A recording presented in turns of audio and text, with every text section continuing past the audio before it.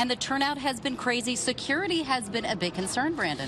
Talking about election security, of course, when you think about it, you've got millions of people ready to cast their vote across the nation tonight. And a lot of people are concerned. They definitely don't want their votes tampered with. They don't want anybody hacking into our election system. We all know what happened back in 2016. Our own intelligence communities, all of our intelligence communities here in the U.S., said that Russia did, in fact, meddle in our 2016 presidential election. We're seeing across the country state attorneys general now beginning to investigate the Catholic Church. And I'm wondering, what is your take on that when you're seeing a flood of states attorney generals starting to investigate all of the sex abuse claims? Are you looking into that here in Arizona? Yeah, I would say to some of the other attorney generals, welcome, because actually Arizona. All Americans, and we get to work tomorrow, even if you didn't vote for me, he says. You know, the entire McCain family is very close, is very, very close with the Ducey family. They're two political families that absolutely adore and support each other. We read a tweet from Meghan McCain earlier tonight singling out Doug Ducey, saying for everybody to go out and vote for him tonight. So no surprise to see Cindy McCain up on the stage with Governor Ducey tonight. And boy, he dominated. He won in a landslide here. And I thought it was really, I thought it was nice to hear Governor Ducey right there in the speech say, really extending an olive branch to those who did not vote for him, those who voted for David Garcia. And he said, listen, for those of you who voted for me, thank you.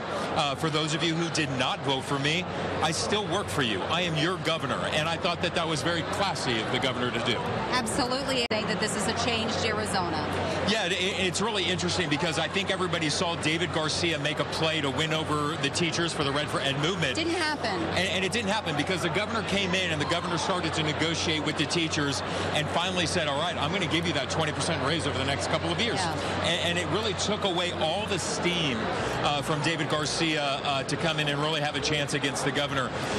But again, we had a chance to also talk to Mark Brnovich, who seems to be running away from January Contreras, the Democrat for state attorney general. And I thought Mark Brnovich also had some interesting things to say about we need to bring down the rhetoric, bring down the tone in this country and start to work with our friends across the aisle. Is our Brandon Lee and Nicole Kreitz. They are live at Republican headquarters in Scottsdale. What a night already. Hey, Cena and Heather, it's so good to talk to you guys tonight.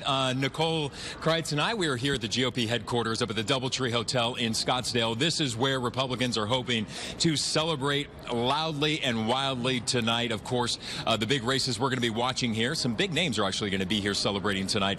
Governor Doug Ducey is expected to be here, as well as Congresswoman Martha McSally, who has just announced she, too, will be here to party with her friends and colleagues later tonight. And it is so interesting to see. But, you know, it's a national storyline about the amount of women who have decided to run this year for office. Yeah. And out of New York, the youngest woman ever to win a congressional seat is Ocasio-Cortez. And she's 28 years old, and she is a Democrat. It's pretty remarkable when you think 28 years old and you're going to Congress out of the state of New York. So, again, we have two Muslim candidates out of Michigan who also won tonight on the Democratic side. And those are two Muslim women. First ever a Somali woman has won too. So not only are we just getting women, but we're getting diversity as well. Listen, the youth vote, the youth have been beaten up now for years, right? So many people are like, the youth, they never show up to the polls. The youth, they never vote. Well, listen, if the Democrats want any chance of retaking the House or retaking the Senate, they have got to have the youth vote. That's why President Barack Obama did so well back in 2008 and also in 2012. But again, it all comes down to the youth vote. Well, as Martha McSally later tonight. Of course, that is what the Republicans are saying. It is an interesting take. You know, I'd challenge him right back and say, well, the Koch brothers have also come here to Arizona and spent a lot of money. There's a lot of super PAC money that's been spent, I think, on both sides of the races here. Okay, well, wait a second, Jared. I already know what's going on in your mind right now, and the answer is Nicole and I are not going in that dunk tank if one of those dunk tanks actually exists. And the other thing I wanted to say is that's news to me. I had no idea that Kirsten Sinema and Martha McSally both did Ironman competitions, and my goodness, I think that we should change the name to an Iron Woman competition. It really is. And if this ends up being a tie, why don't we just have them both do an Ironman competition? Whoever wins it takes the Senate. The balance of power in the White House. Well, the GOP establishment certainly got the candidate they were hoping for. The GOP establishment certainly wanted Martha McSally to come through the very tough and very divisive Republican primary here in Arizona. So they got their candidate of choice, and it's a neck-and-neck race right now. But again, we've been talking about some of the voting issues that have gone on here. I feel like we are in Groundhog's Day. Groundhog's Day. For Every elections. election, there's always an issue. I think the most surprising one, let's pull up Jason Berry. I know he's over at the county recorder's office tonight. I know he's had a chance to talk to Adrian Fontes. Jason, I think one of the more bizarre storylines of all of this is that we literally had a building get foreclosed on last night, Crazy. and that did not allow the polling place to actually open on time this morning. Passed in Maricopa County, and there was actually a man who brought a BB gun, a holstered BB gun, to one of the polling sites. I don't know why on earth you'd want to ever bring a gun to a polling place other than to intimidate other people, but yes, a guy actually brought a gun to a polling site, and what we're being told right now, apparently he was actually trying to film people voting inside of a polling place. My friends, that is illegal. Scottsdale, you get to buy ice cream. You had the first technical glitch of the night. Sorry. No. Wait. Scene, I have a correction, Scene. You know who's buying the ice cream is the chopper. Our news chopper is going to be buying the ice cream. We're not doing it. It was our news chopper that bumped us off of our shop. But thanks for coming back to us, guys. You know, the reason why we say that is because we're looking at the results starting to come in for the Senate race with Kyrsten Sinema and Martha McSally. It is neck and neck. And then we're seeing, Governor Ducey, that's a landslide. And you're really breaking away from January Contreras. And what that's telling me is that when voters are going to the polls, they're saying, I like Governor Ducey. I like Mark Brnovich. You know what? Thank you, voters. Yeah, but then you go down to Senate and they're like, I may not go for Martha McSally. I may go for Brandon. I'll tell you what. I mean, that was a tough race, and I once again, maybe we should come on and we can talk more about this. But this is down to the candidate, and I think we're seeing that more and more. Okay. Thank you so Chance much. of USA being played behind us here. I'm curious. So when we go back to that, really, we're living in tribalism right now. I mean, it's tribal politics on the Republican side and on the Democratic side. It's tribal politics.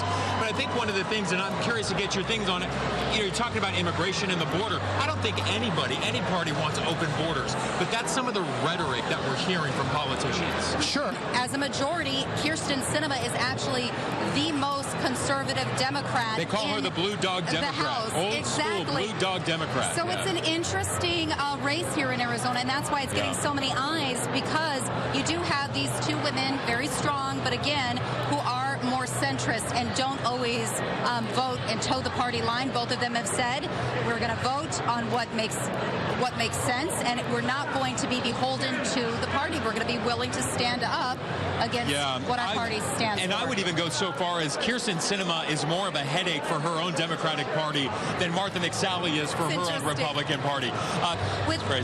We have to make note, this is 19% of the precincts reporting at this point right now, so it's still very early on in those numbers. I do have some questions for Adrian Fontes, if we can get him on the phone or get him here in person somehow, some way. I'm just curious as to it's already 10 o'clock at night and we only have 19% of the precincts reporting here in Arizona. We're going to work to get some answers for you as to why it is taking so long to get some more of the precincts in. But again, Mark Brnovich is the projected winner, so there was a big cheer for that. He already spoke to the crowd of people. Mark Brnovich already knew he was going to win. That's why he went ahead and spoke a little earlier tonight to the crowd of people here at the GOP headquarters. But there's an interesting storyline. It's not all a victory for the Republicans here in the state of Arizona tonight, especially if the Democrats end up winning a majority of the House seats that are up for election here. And a good night for the Democrats will have them up 5-4 over the Republicans. So the Democrats do have something to cheer about here in Arizona. Epidemic. My goodness, let's have some doctors being held responsible for the deaths of people overdosing in this state. Arizona was seen at sometimes 4 overdoses every week. And I think bipartisan support for the aggressiveness that the Governor Ducey has taken on, really going after about how many people can be prescribed a certain amount of days. I think it's like 5 days. You can get opiates after a surgery, and then you got to go back to your doctor. But the reality is we have too many irresponsible doctors who are overprescribing fentanyl to patients, and a lot of patients out there doctor shopping. So they're getting the crowd fired up here. I'm not seeing it's Coldwater State, but it's really something to point out here. We've been talking a lot about how Governor Ducey has run away with it tonight. But not everyone who voted for Governor Ducey has voted for Martha McSally. So there's a lot of people who voted for the governor who don't like Martha McSally for some reason. And I would love to talk to some of those voters as to what is it about, you know, the governor that they love, but they're not voting down the line. They're not voting for all Republicans when they hit that polling station this morning. So not everyone who voted for the Republican governor is voting for Martha McSally tonight. It's been the landscape of politics in the state of Arizona. Yeah, it definitely will. It'll just be interesting because Martha McSally did go all the way over to Trump. Not only just during the primary to win the primary, but she stayed with President Trump even during the general. Hey, it's good to see you guys. Jared and Chris over at the Democratic Party headquarters. I'm alongside Nicole Kreitz, my friend and colleague here. We've been here all night long. The crowd, I can tell you this. The crowd, half of them have gone home. I think that many of the people in this room realize they have a lot to celebrate tonight nationally, right? Republicans are going to maintain control of the U.S. Senate. A lot of victories there. They ended up holding on to a lot of governorship, believe it or not, as well. So they were celebrating quite a bit here tonight. But I think that they realize, Nicole, that we're not going to know who's going to win the Senate race tonight. And Jason, hold on really quick, because our producer just told me that of the hundreds of thousands of people who showed up to the polls today, people who voted at the polls today, not early ballots, but people who showed up to the polls today, only 7% of those votes have been counted yet.